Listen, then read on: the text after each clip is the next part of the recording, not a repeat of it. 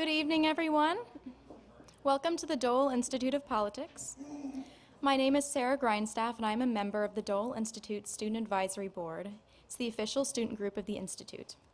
The Student Advisory Board is a bipartisan group whose members can access many great opportunities through their involvement with the Institute, including volunteering at programs and networking with our special guests. If you are a student and would like to join, please contact us by emailing dolesab@ku.edu or speaking with a student worker after the program. After the program, we will have some time for the audience to ask questions. If you have a question, please raise your hand and a student worker with a microphone will come to you. Please stand if you are able and ask just one brief question. We also have a loop hearing section at each program designated by a sign, as well as a limited number of listening devices. If you have questions about the loop system, or if at any time during the program you have difficulty hearing, please alert one of our staff members or student volunteers. Before we begin, I'd also like to remind you to please turn off your cell phones. And now, please join me in welcoming Senior Associate Director, Dr. Barbara Ballard.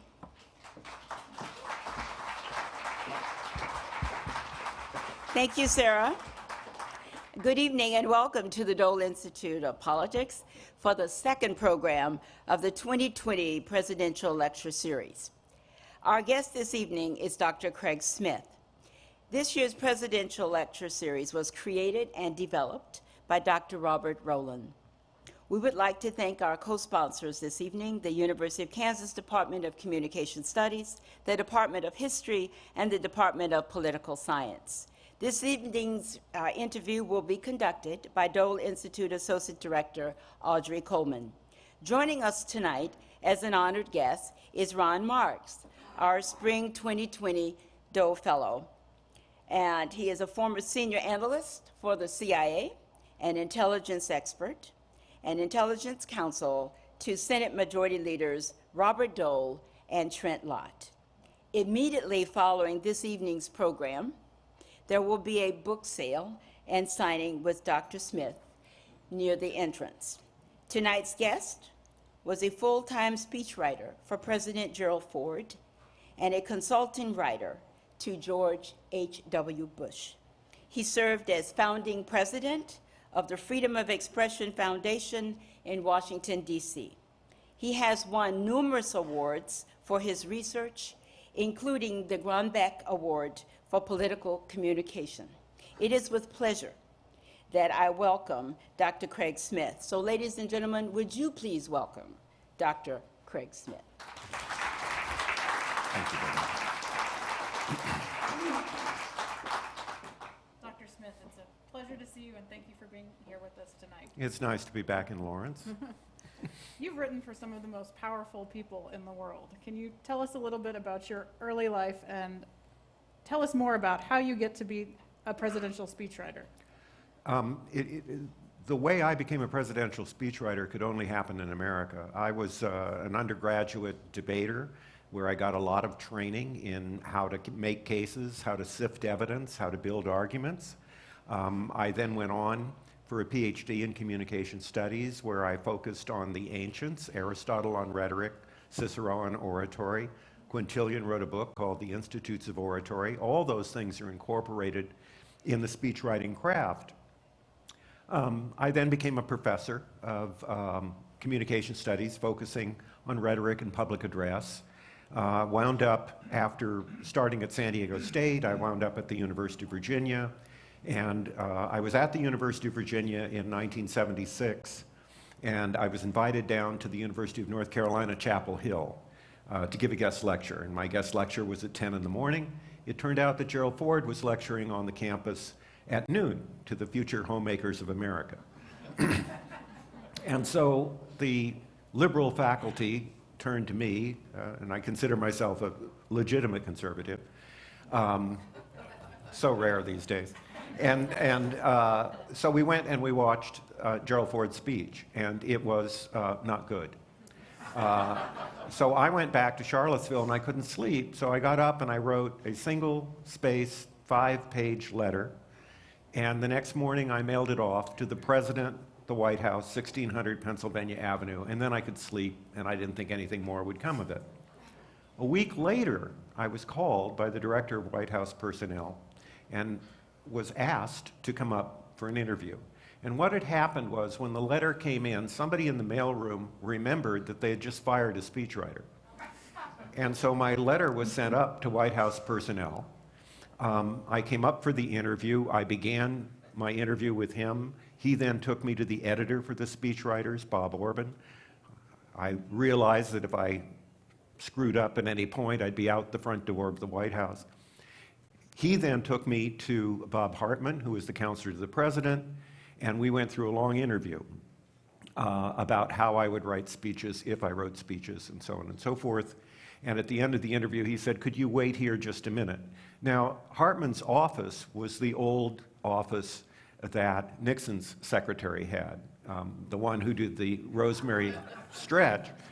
And then he came back in, and he took me into the Oval Office, and there was Gerald Ford puffing on a pipe. And Hartman said, "Pending security clearance, Mr. President, we'd like to hire Professor Smith as your new speechwriter." And the president said, "Professors haven't done very well here. They try to make me sound more eloquent than I am, and they don't meet deadlines." And I said, "Oh, I'm not one of those absent-minded professors. I write very quickly, and I'm going to be efficient, and I'll do what I can for you." And he said, "Well, just please make me speak the language of the common man." And that's how I got hired. I mean, it just starting at the top. And I'd never written a speech for anybody else but myself. So, as I say, only in America. So you mentioned in the interview, you laid out your process by which you would write for the president. How did that bear out in practice? Did you have to adjust your expectations, and how? Well, the first thing that happened was they put me in a broom closet for an office, and they said, "Read all of the president's speeches and all of his testimony when he became vice president, and see if you can come up with a style for the president." And I went in after I did all that, and I went in to see Robert Hartman, and he said, "Well, what do you think of the president's style?" And I said, "I don't think he has one. It depends on who's writing for him. These are all different things, and we have to get consistent. We have to get consistent with his persona." And they said, "Well, we've got a speech for you. The president has to speak at the Southern Baptist Convention in Norfolk, Virginia, following Jimmy Carter." Well, Jimmy Carter was, of course, a born-again Christian. The Southern Baptists loved him. So what happens is you have me, a Catholic, writing for the president, who's an Episcopalian, to speak at the Southern Baptist Convention. So I consulted Baptist ministers and worked up this speech and let it sit for a day, and then rewrote it and let it sit for a day. And by the way, the art of writing is rewriting. Always rewrite, rewrite, rewrite. The Roosevelt speeches went through 10, 12 drafts. We didn't have time for that when Ford was president. We went through maybe 5, 6 drafts. Anyway, the speech was done. He went down to Norfolk to deliver the speech. And he was 3 sentences into the speech, and he was interrupted by applause. And he was so unused to that he lost his place. But he recovered quickly, and he was interrupted by applause 13 more times during the speech. And then the Washington Post the next day said, "President hits home run in front of the Southern Baptists," and my reputation was made. And from then on, I had a bigger hand in the process for writing for the president. Mm-hmm. So how many people would vet your work? Basically, Bob Orban, the editor, would go through it. And once that passed muster, then Bob Hartman, the counselor to the president, would go through it. Now, some speeches, and Peggy Noonan writes about this in her book, it's called staffing. If the speech is on agricultural policy, it then has to go over to the agriculture department, and they have to check it out and make sure the policy's right. If it's on foreign policy, it has to go to the State Department.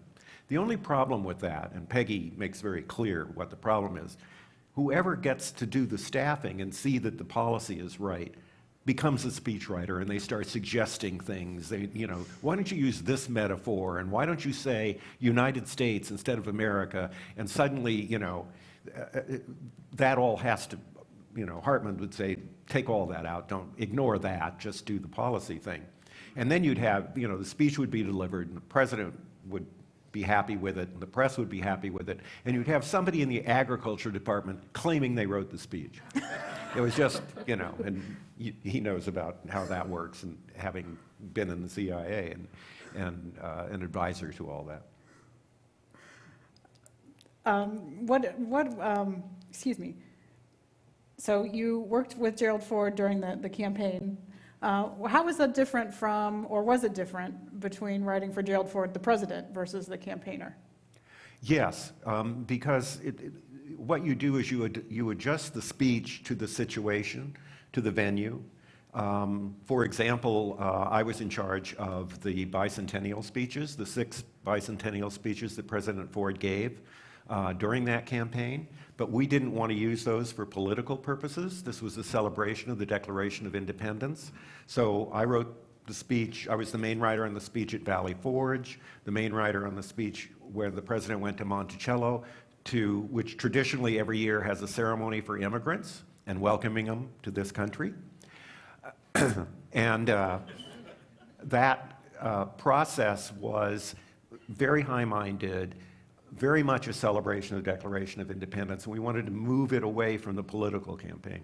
Now, when we came over to the Kemper Arena for the acceptance speech in 1976, that was a political speech. I mean, that speech begins on a very electric note where President Ford challenged Jimmy Carter to debate him 3 times, which got a lot of headlines and a lot of attention for that speech. That was a political speech, and it was very different. I think today there's more of a melding of the political and the statesman side of speeches. How did you connect with George H.W. Bush? How did your relationship start? And you worked for him for quite a long time. Yes, I did, as a consulting writer. After we lost the election closely to Carter, I went into exile in Alabama.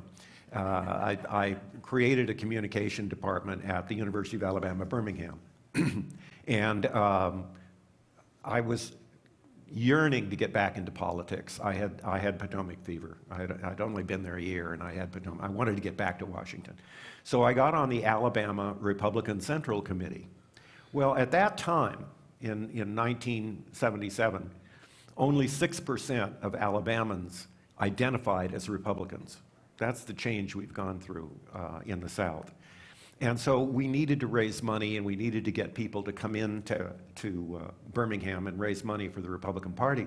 And we asked John Connally. He said, no, there's not a chance. Ronald Reagan, no, not a chance. And so we asked George H.W. Bush if he would come over. And he was friends with the Tutwiler family. And so he agreed to come over. And I was at a table at this fundraiser, and there was this nerdy, kind of blonde young man next to me. And he said, I understand you were a speechwriter for President Ford. And I said, yes, I was. And he said, well, why don't you evaluate this for the table? We won't tell anybody. And I said, well, all right. So George Bush got up and gave the speech, and then the nerdy little kid said, what do you think of it? And I said, well, the man is obviously sincere, he's authentic, but he needs organization, there are stylistic devices he could use, and so on and so forth. And he looked at me and he said, my name is Karl Rove. And I work for him. And I said, oh my gosh, I'm sorry. And he said, no, how would you like to come up and have a cocktail with him? We heard from Gerald Ford that you're a good writer, and he'd like to talk to you. And so that's how I got on with him. It was just, again, coincidental. Mm-hmm. So talk a little bit more about working with President Bush. George H.W. Bush was my favorite client of all time. After that happened, I had to clear with some of his other friends, Jennifer Fitzgerald, and then I was flown to Houston to do another interview at the House. And so I showed up at the Bush manse in my 3-piece suit, and the door opens on the side of the house, and out comes George Bush in an Izod t-shirt. And he looks at me and he says, if you'll get out of that silly vest, I'll cook you breakfast. And that was the kind of guy he was. I mean, he was just magnificent. And so we go into the kitchen, and he gives me a cup of coffee, and I'm standing there with a cup of coffee. Took my coat off, my vest off, and he's cooking eggs, and in comes Barbara Bush. And she looks at me, and she looks at George, and she looks at me, and then she looks at George. And she says, George, if that man spills a drop of that coffee on the floor, I will never forgive you because the Chinese delegation is coming in to stay with us tonight for dinner. And I don't know what got into me, but I looked at her and I said, ma'am, I came to your door in a three-piece suit. I don't spill anything. And she laughed, and he laughed, and I spent the rest of the day with them. Those were the kind of people they were. I mean, he was such a gentleman and just so high-minded and so wonderful to work with. And she was so supportive of the staff, very protective of him, and that's understandable. But she was on the side of the better angels that were around George Bush. Around any president, there are also some darker angels, and you have to fight with them, and that's always fun. But they were wonderful people. Did you ever see what you thought was a good speech go bad, so to speak? None of mine, because of course not. I insisted, I can't think of one actually. There were glitches. There was one time where President Ford was delivering a speech that I wrote in the East Room of the White House, and it was for the Pennsylvania delegation on the way to the convention. And the Pennsylvania delegation, as you may recall, was up for grabs. And eventually Ronald Reagan would name Senator Richard Schweiker as his vice presidential candidate, trying to steal that delegation. So Ford got up to give this speech, and he suddenly deviated from the text to tell a personal story, which he rarely did. Then he went back to the text. I had written the personal story in the text, and so he repeated it. And everybody knew what had happened. But then he recovered, and he laughed, and he went on. And eventually Nelson Rockefeller got up and applauded and got him off the stage, and we got away with that. As the speechwriter, did you have any input or influence over the venue or any of the other production details in which your speech was delivered? Once you get credibility as a speechwriter, the glory of it is you can sometimes influence policy.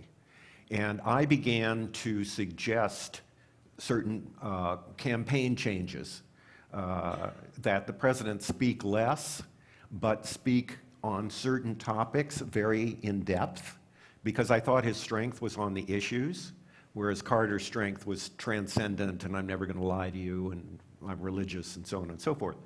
And there was a debate over my proposal between various people in front of the president, and the president said, I'm going with what Craig wants.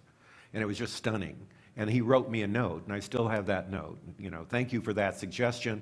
When we win this the note actually says, when we win this election, I'm going to move you over to the political division, which would have been nice, but we didn't win the election.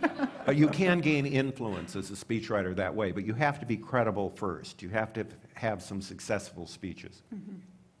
What would you say was perhaps the biggest or some of the biggest challenges related to writing for the presidents?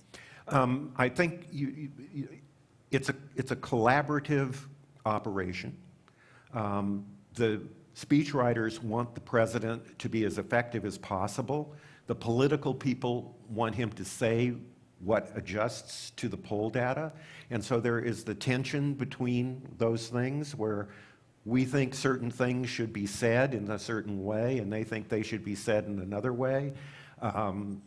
And there's always that tension. But I had talked to a friend of mine who was a writer for Richard Nixon, and the Nixon people were very good, the writers were very good at adapting to the poll data. Nixon had a 24-hour polling group in '68, and the poll question was, what is the most important question facing America, or what is the most important problem facing America? And once the person answered, they then went to a second step, and they said, what is your suggested solution? And so in 1968, number one was Vietnam, number two was the economy, number three was crime. Then the suggested solutions were, in Vietnam, half the people, relatively, wanted to withdraw, and half the people wanted to escalate. So what they did, the Nixon writers did, for his acceptance speech was he sends 4 long paragraphs on the problem of Vietnam, therefore meeting the expectation of the audience. But he doesn't suggest a solution, if you may recall, because the audience is divided. He says, because we're in negotiation in Paris, I can't undercut our operations there, but I promise you peace with honor.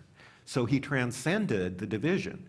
Then when he went to the economy, it's one short paragraph on the problem and a lot of solutions, because he's got 75% of the audience on his side. And the same thing with crime. And so people were nodding as they went through that. And so then at the end of that speech, if you ever flash back to it, there's a wonderful peroration at the end about hearing trains in the night and the American dream. And Nixon comes to embody the American dream. And so the speechwriters get to go full force at the end of the speech by giving in to the pollsters at the top of the speech. Those are the kinds of things and negotiations that are exciting and difficult, but when everything clicks together, it's really wonderful.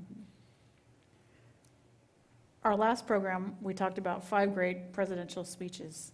Would you weigh in on maybe one of what might be your greatest presidential speech in your estimation? For me, and I'm probably agreeing with David Zarefsky, I think the second inaugural of Lincoln is really wonderful because it's compassionate, it's healing, it's calling for bringing the country together. I just think that's a wonderful address.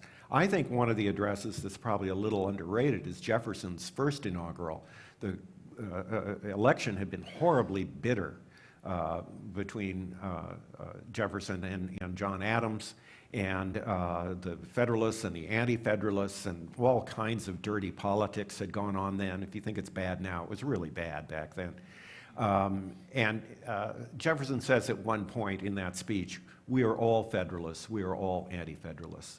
And he tries to bring the country together and unite it. And I think that's an awfully good presidential speech.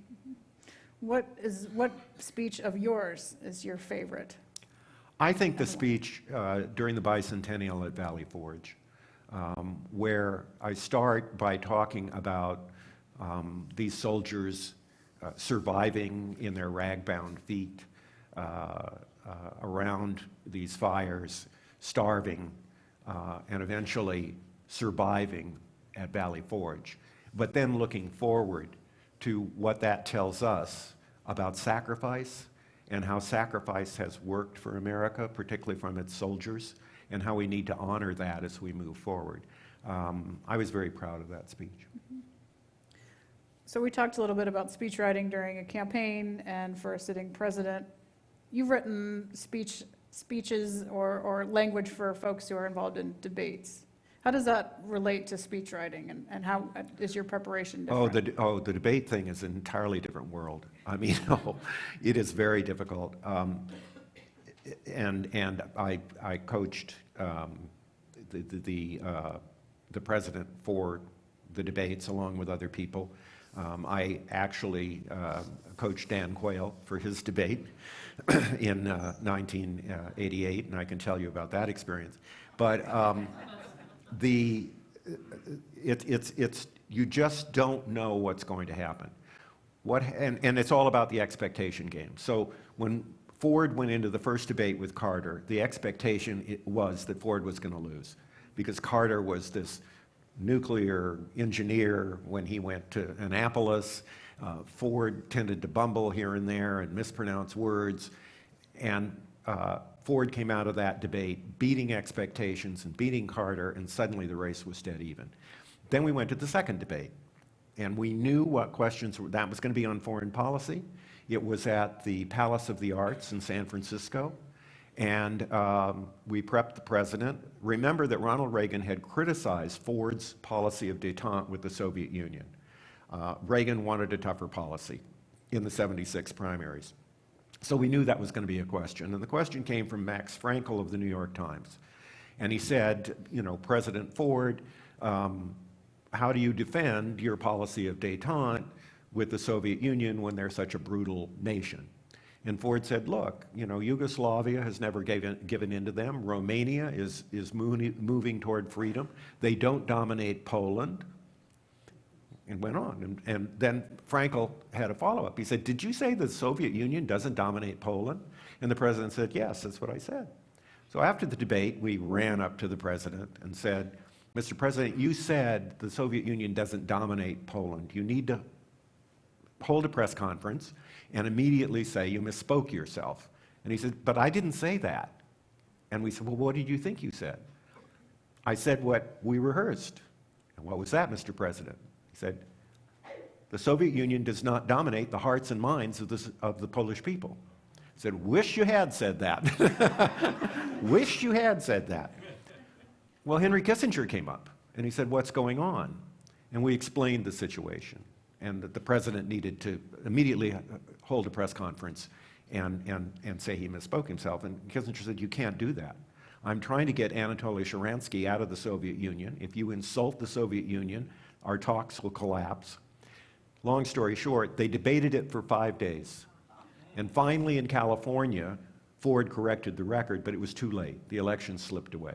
So these debates are just mind-bogglingly tense. When we rehearsed the debates with Dan Quayle, the person who stood in for Lloyd Bentsen was his colleague on the Finance Committee, Senator Bob Packwood, who was an excellent debater.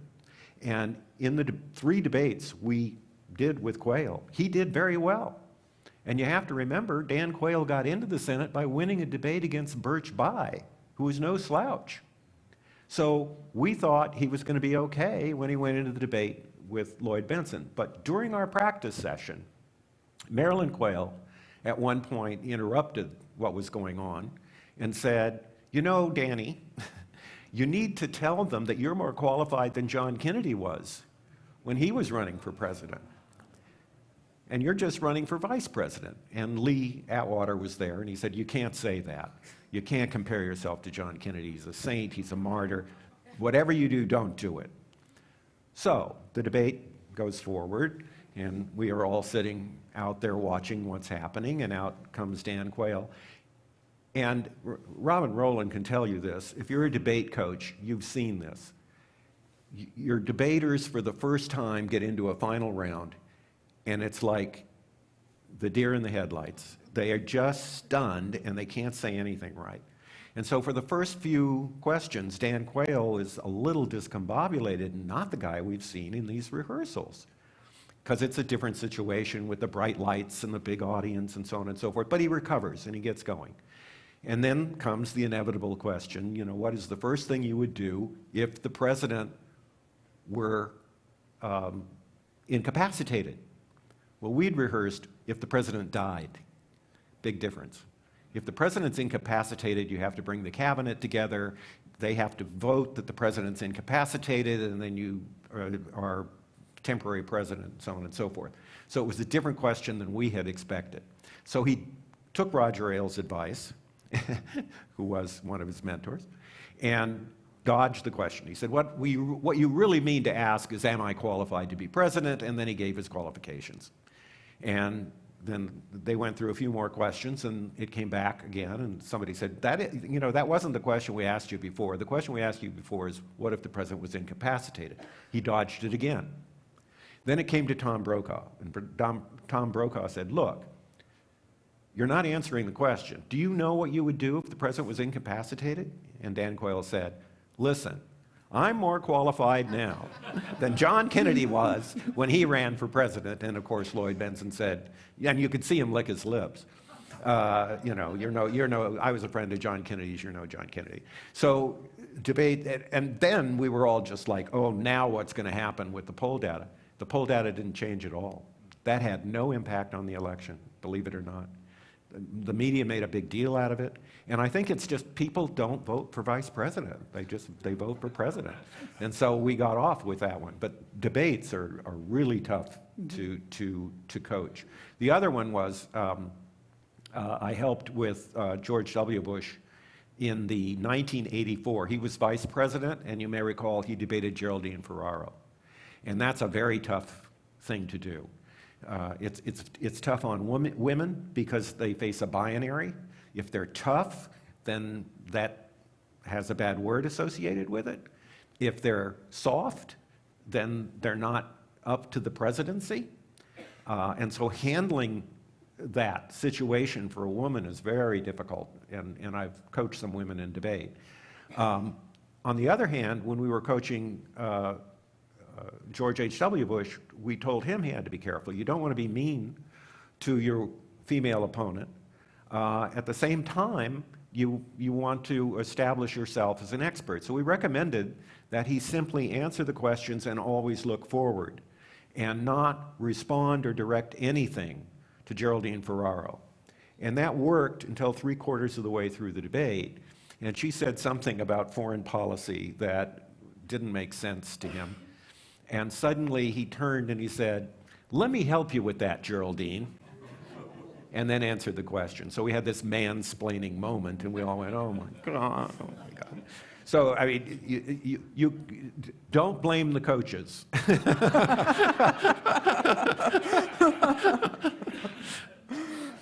So other tense situations, did you ever do any writing for crisis response? And how is the process different? And Yeah, what was it's some of very that? different. It's very different.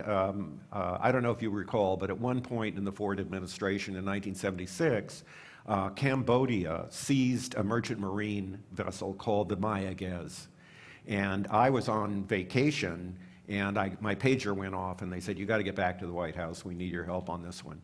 And so we're writing a speech for the president. He's going to deliver it to the nation from the Oval Office while all this other stuff is going on in the Situation Room. How are we going to respond? And it was a very different writing experience because I was, what are we going to do? And then how is the president going to express that to the nation? And what we are going to do, the response kept changing. And so I had to keep changing the speech and rewriting it, but there was nothing political about this. There was nothing in terms of, there could be some patriotism involved, but it was really just to inform the public, not to panic, that we're doing something about this. And eventually we actually seized the ship, and Special Forces did a terrific job in then writing that. But we always tried to keep those things out of the political arena. Because then if you get those things into the political arena, then you sully them, then they're open to attack from the other side, and it becomes a political football. I mean, I have no problem with somebody attacking the handling of this, if the president mishandled it, or if we're in a war that we shouldn't be in. But the announcement of a crisis, I think, is rather pristine and objective and should be isolated from the political world. In our program last week, we talked about how a president that is a successful speech deliverer and a speechwriter are crafting a broader narrative. Were you able to do that relatively early in your time with the Ford presidency and the Bush presidency, or was that something that you felt like evolved over time? Did you feel like you had a cohesive body of work? I think it evolved over time. One of the things that you try to work out is what is the delivery style that works for these people best as you're crafting this narrative of where they're going. Ford's, the statement that Robert Hartman wrote for Ford just after Ford was sworn in, after Nixon resigned, that the long, dark nightmare for America is over, was a wonderful moment. And that was the narrative. That established the narrative. We're going to make a comeback. America's going to make a comeback. We're going to bounce off Watergate. It's a low moment. We're going to bounce off Vietnam, and we're going to try and bring America back. And the bicentennial is a wonderful excuse to do that. But in terms of style, Barack Obama, for example, spoke in what we call, in the speechwriter jargon, the periodic style. This is the march of paragraphs across the page. Lincoln had it, of the people, by the people, for the people. And Barack Obama was very compatible with that because of the black pulpits that he had experienced in his lifetime. Bill Clinton was very different. Bill Clinton was talking to you all the time. You were in Bill Clinton's living room, very conversational style. Reagan had that, And so finding that style for your candidate, your client, is very different. Different for each of them. And with Ford, it was very plain spoken. With Bush, H.W. Bush, when I started working with him, I realized that he was a very kind man, that he was a very gentle man, that he, and that was part of the narrative, that he was sophisticated, very witty. And so in 1980, I wrote a speech for him, which he delivered in Philadelphia during the Pennsylvania primary, which we eventually won. And it was called A Different Kind of President. And in there was a line about how he wanted to create a kinder, gentler nation. And the speech got ruined because Pete Teeley, Bush's press secretary, snuck a line into the speech that Reagan economics was voodoo economics. And so everybody remembered the voodoo economics side. And this is, when you're a speechwriter, it's very frustrating when people do that to your speeches. And so, you know, that was the tension, and the line got forgotten. So when we got up to 1988 and he was accepting the nomination, I got that line back in, a kinder, gentler nation, and that was one of the lines that was remembered. But of course, the other line that was remembered was Peggy Noonan's, you know, read my lips, no new taxes. So you had the tough guy on the one side, you know, the Texan Bush, and the kinder, gentler Bush, and luckily he still won the election.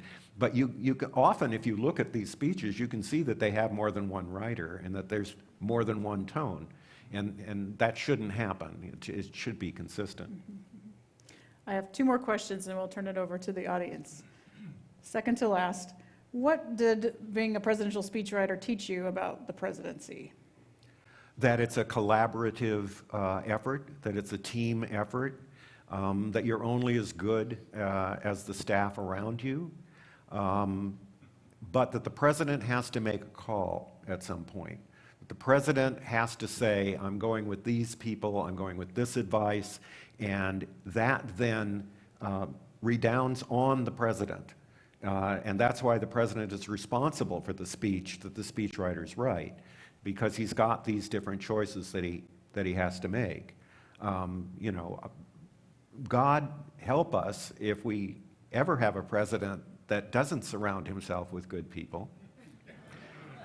God help us if we ever have a president who fires the good people and keeps the bad people. I think that's what I learned a long time ago, and I think we may be learning it now. So looking into the future, well, looking back, you wrote for the bicentennial. We're coming up not too much longer on our semi-quincentennial, 250 years since the birth of America. If you were going to write a semi-quincentennial speech, any themes that you would want to hit on? Well, one of the things we did that I think was so successful for the 6 bicentennial speeches was the president said, I want them to be like 6 chapters of a book. I want them all to be interrelated. I want them to look forward, not backward. And so we went with those themes. He gave us that guidance, and I think it worked very well. And we each were given a little book at the end of the bicentennial. And one of the sweetest moments I had in the White House was at the end of the bicentennial speeches, the president gave us the presidential yacht for the night. And we sailed down the Potomac. It was the Sequoia was the name of the yacht. And this was a historic yacht. I mean, this is where Franklin Roosevelt and Churchill had conferences. Nixon retreated to the yacht when he wanted to get away from everybody. And so we were on this, and it goes down, and you have drinks as you go down the Potomac toward the Atlantic, and it stops at Mount Vernon, and it swings around, and they play the national anthem. And I mean, it just absolutely brings tears to your eyes. And then you have dinner as you move back up and dock back by the Washington Monument.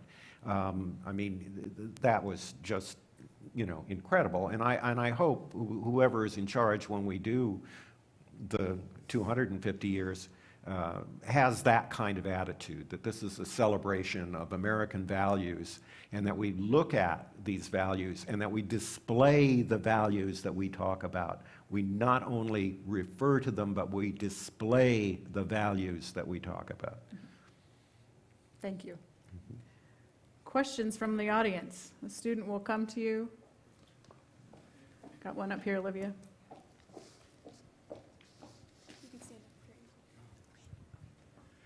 When President Ford asked you to make him sound like the common man, did that cause you to write his speeches as if you were the one that was speaking it? Do you consider yourself representative of the common man? There's a lot of me that I think identifies with the common man. I came out of the lower middle class. My father was a Navy man. He started as a sailor. He was blown off his ship in Pearl Harbor and swam to shore and survived.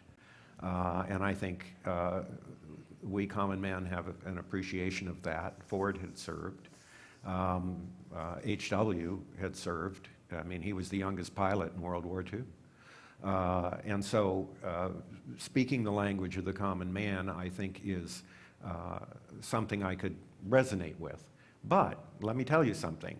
I think Franklin Roosevelt spoke the language of the common man. And what that means is you're not using highfalutin words. The only thing we have to fear is fear itself. How simple can you get? Those are all small words. It's the rhythm and the alliteration that makes that memorable. We should never negotiate in fear, but we should never fear to negotiate. John Kennedy, all small words. It's the chiasma there that makes that memorable.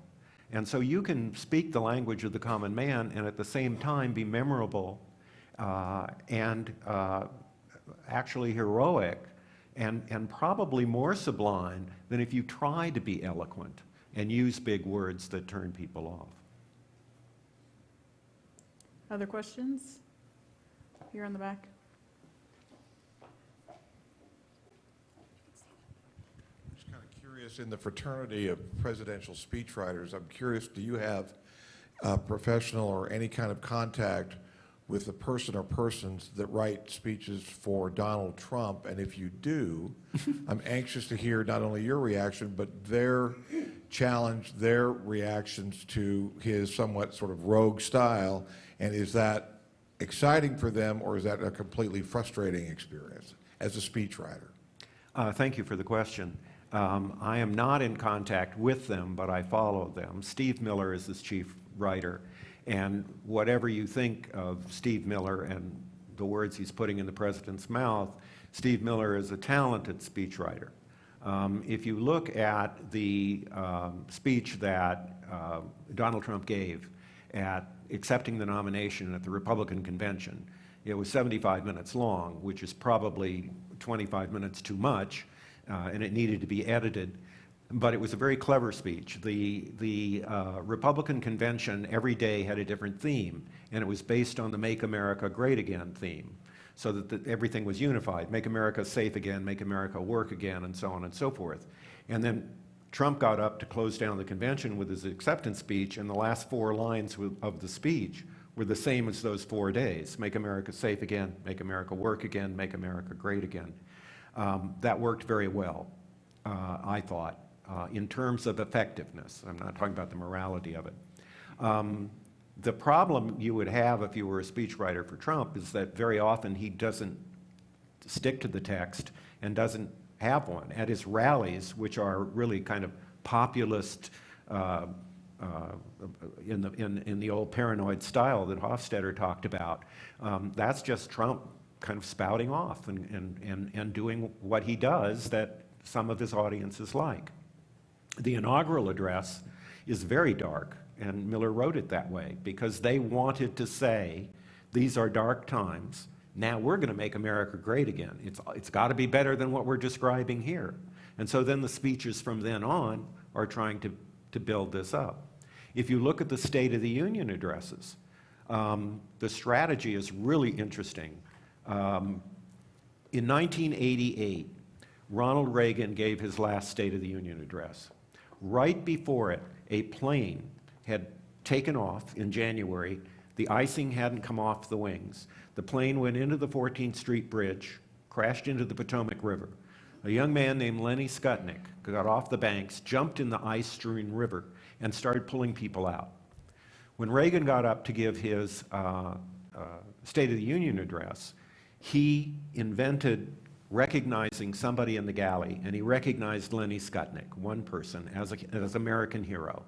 And from that point on, every president's had somebody in the galleries. Well, Trump has taken this to the nth division. I mean, he's had 10, 15 people in the galleries.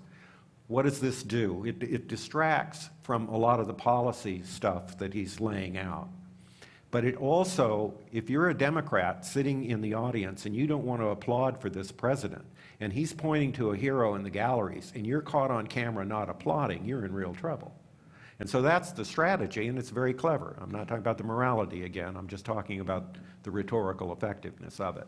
So, you know, I think they have a hard job writing for Trump. I mean, I think it would just be mind-blowing to try and keep him on track, because when he's on the teleprompter and he's doing what Steve Miller tells him to do, they're effective speeches. And then when he's on his own, he says things that are just sometimes, you know, unverifiable, be the nice way to put it. Other questions?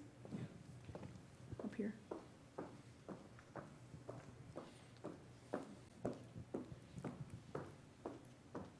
I have two, possibly. The first one relates to your comment about President Ford, and you had shared that he mentioned to you that if he won, he would move you to the political, to his political group, and of course that didn't happen. My question there is, have you had a moment in your career where you felt like you really were able to shoehorn in and maybe get a little bit of your politics inserted into the message that you were helping someone else deliver? Yeah, one of the things that I was very much in favor of is using our agricultural surpluses, instead of burning them or dumping them in the ocean or letting all the milk go away so the prices would go up, was to create a food bank and take those things to Africa or Asia or wherever they were needed. And the president said, we'll do that right after the election. Which was nice, you know. But if you get to a credible point with a president, with your client, you can influence policy. I've worked in, for many other people. The shortest presidential campaign ever probably was Pete Wilson's campaign, Governor Wilson of California in 1996, and I was the chief writer there, the only writer there.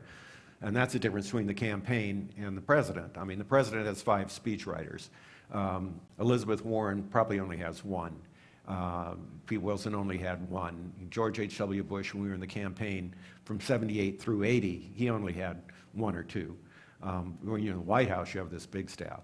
So, yeah, you can, if you get the trust and you have a good idea, you get input into policy. And that's really a wonderful benefit of the job when it works out.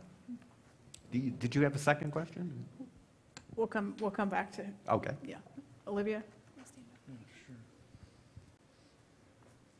Yeah, just curious about, if you were writing speeches today, social media being a tool, use it, not use it, what do you think of it? You've got to use it, and hopefully you can use it for good.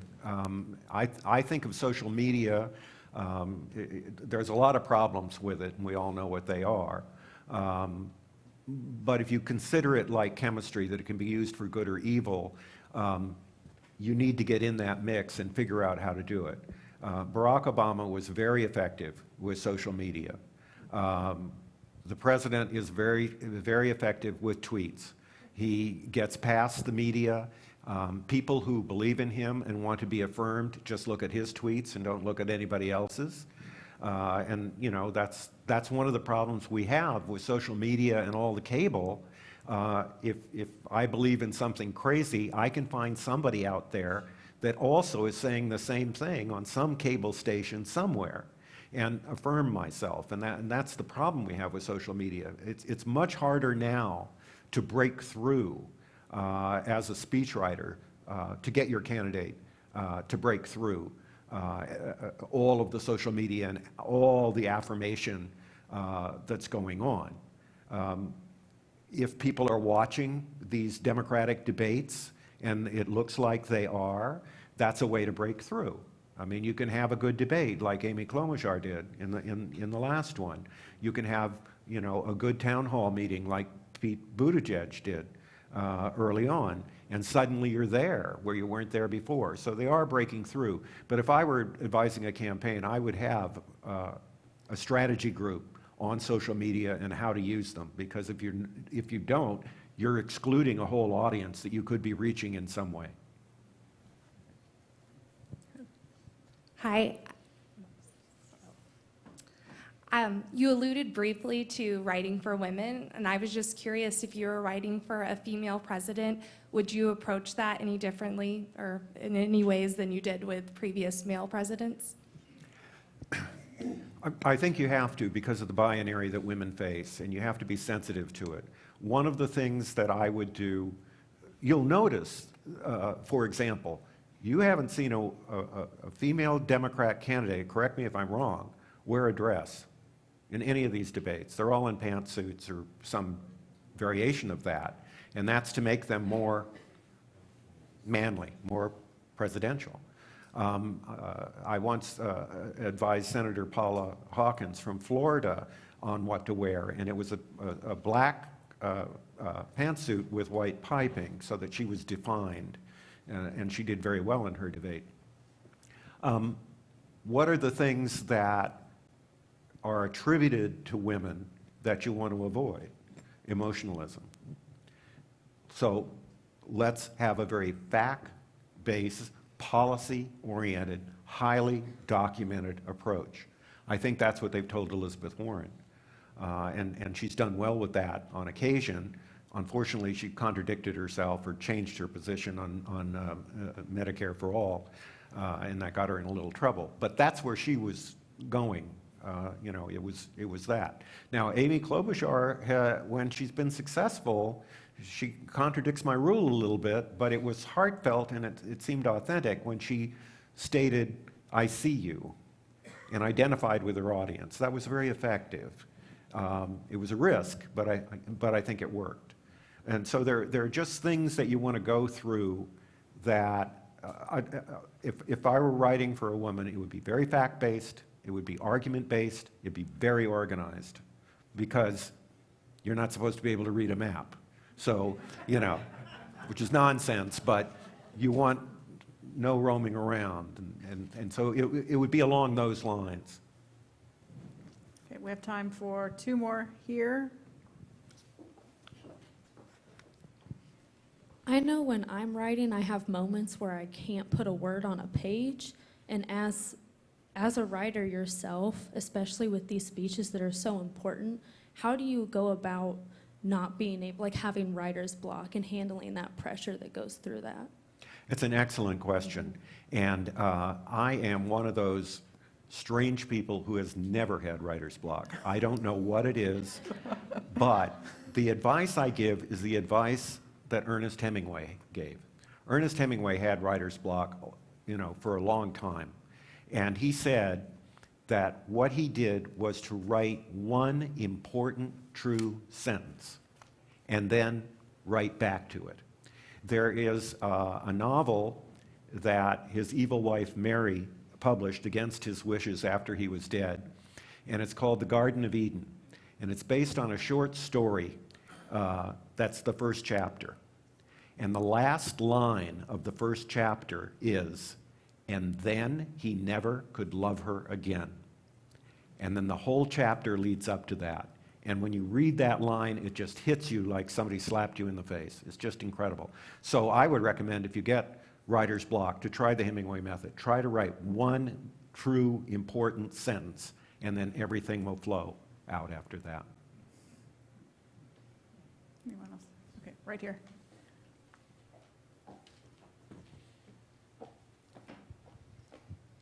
If you could write one more presidential speech, what would it be? The State of the Union, and why? I think, since I never was able to do it, I'd love to write an inaugural address. I would like to call people to the values that I believe in. I think the calling to people to those values and then displaying those values, living by those values, practicing what you preach, setting a tone for the whole 4 years of that presidency would be a wonderful thing to do. And I would certainly use the Lincoln inaugurals as my model. Excellent question, and that's a great way to end our conversation. Thank you so Okay. much, Dr. Smith, for being with us. Thank you. Thank you. You will all want to, before you leave tonight, pick up a copy of Dr. Smith's book, Confessions of a Presidential Speechwriter. I think there's a major holiday coming up at the end of the week that you might want to be buying a gift for a significant other or friend. Well, here's your answer, right?